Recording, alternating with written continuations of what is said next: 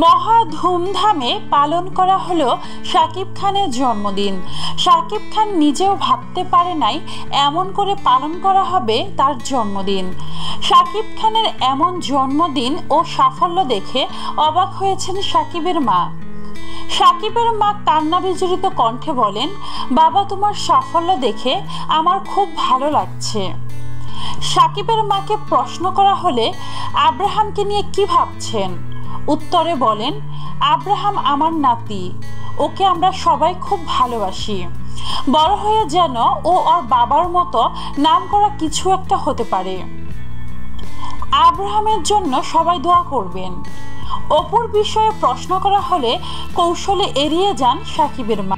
মহা ধুমধামে পালন করা হলো শাকিব খানের জন্মদিন।